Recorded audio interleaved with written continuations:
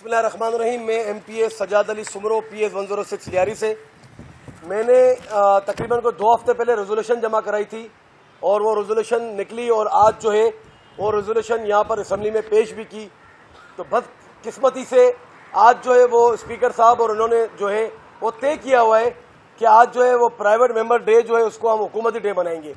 Resolution इतनी important थी सिंध के ऊपर कि सिंध के जो हमारे 28 लाख एकड़ पे जो जंगलात बने हुए हैं ये उसके ऊपर जो है रेजोल्यूशन थी कि जो जंगलात है जिसमें कब्जे हो रहे हैं और ये खुद सिंध गवर्नमेंट इस पे मिली हुई है, इनके मिनिस्टर इनके लोग मिले हुए हैं। तो आज सबसे ज्यादा आइस की आवाज निकली, ये रेजोल्यूशन सबसे ज्यादा अपोजिशन वालों ने इस पे आइस की आवाज निकाली, लेकिन नो पे जो है वो स्पीकर साहब ने फोकस किया और इस रेजोल्यूशन को रद्द कर दिया। ये हमारा इस्तिकाक है, हम असम्बली के अंदर बैठे हैं। हम जब कराची की बात करते हैं तो हमें ताने सुनने को मिलते हैं कि भाई आप जो है कराची की बात क्यों करते हैं, आप सिंध की बात नहीं करते। जब हम सिंध की बात करते हैं तो ये हमारी जो रेजोल्यूशन है उसको ये रद्दी की टोकरी के अंदर फेंक देते हैं। क्यों भाई?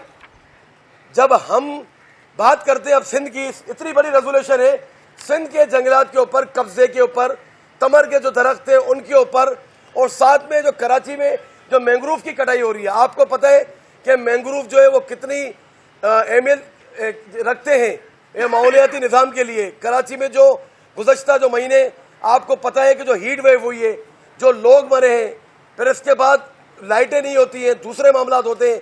तो बहरहाल आज हमने ऐवान से वॉकआउट किया है।